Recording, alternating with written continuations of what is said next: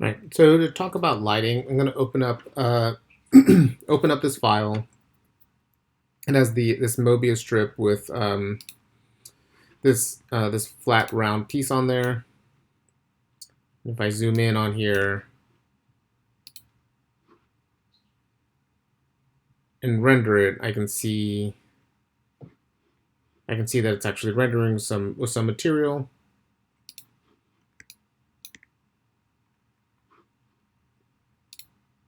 The material that it's rendering with, and because of the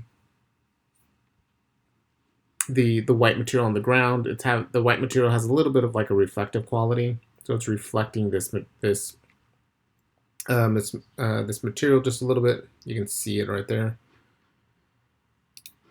But I'm going to add a light in here, and the way I'm going to do this is I'm going to click and hold down on this spotlight. There's different lights that you can make. You can create spotlights and point lights and directional lights, but I'm going to create a rectangle light. I'm going to have ortho turned on. I'm just going to click somewhere off here to the side, draw a line, click again, and then draw a rectangle.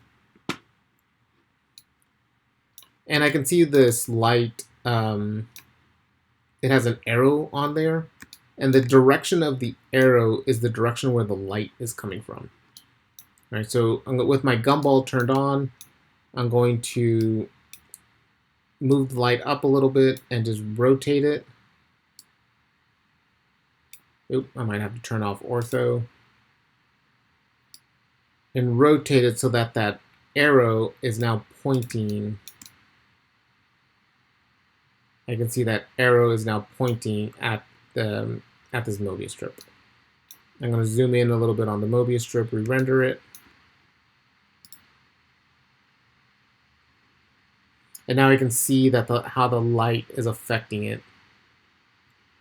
It's a little bit too close, but it's okay. I just want to make sure the light is working. If I zoom out a little bit so that I can actually see the light and the Mobius strip at the same time, and I render this, I might have to zoom out a little bit more. Let me turn on my safe frame.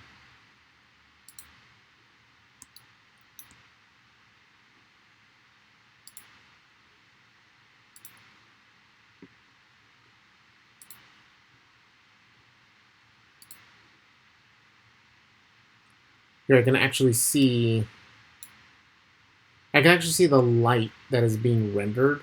Unfortunately, with these rectangle lights, that's by default, it's on there that you can actually see the light itself that's being rendered. I don't want that. I'm going to adjust a couple settings on the light. So over here on my light properties, on V-Ray Asset Editor, I can click on the lights, and I can see the rectangle light that I just made. And if I expand this, I can see the properties of that light. And just to temporarily turn this light off, I'm sorry, not turn it off, but not to see it in the rendering, I'm going to go down here to options and uncheck, check where it says invisible. So I put a check there. So now if I were to render this again, I don't actually see the light being rendered. And there's a couple options within this light. Yes, you can make it invisible. If you don't want it to render shadows, you can uncheck that. But to leave it more realistic, I'm going to render the shadows. If I do double-sided, essentially what that means is instead of the light only coming in the direction facing the arrow, it also goes in the opposite direction as well. So depending on where you have your light and how it's situated, sometimes it's useful to have the light coming in both directions. So you can turn that on if you want. For now, I'm going to turn it off. It doesn't really help us in this case. No decay. It acts as a fake light source. So no matter where you put your light, it'll always have the same intensity. I want it to act a little bit more natural, so I want to leave the no decay turned off. And if I scroll up a little bit, the other settings that just to get used to, just to adjust, you can change the color of this light. So if you, here it shows you in the preview, if you want something where it's like if you're doing like a nighttime rendering, then it might make a little bit more sense, or a dusk rendering, it might make it a little bit more sense to have like a different color.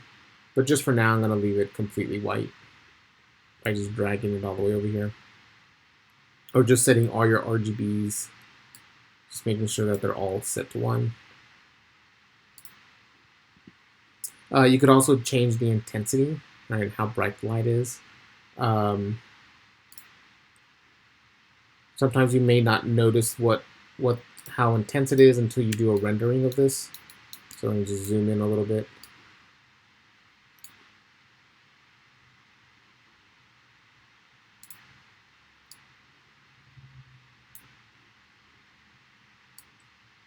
I do a quick rendering of this, and again, I could either move the light further away, or if you can, here I can see it's pretty intense. Or for whatever reason, if you can't, you could always just change the intensity. Let me bring this down and re-render this.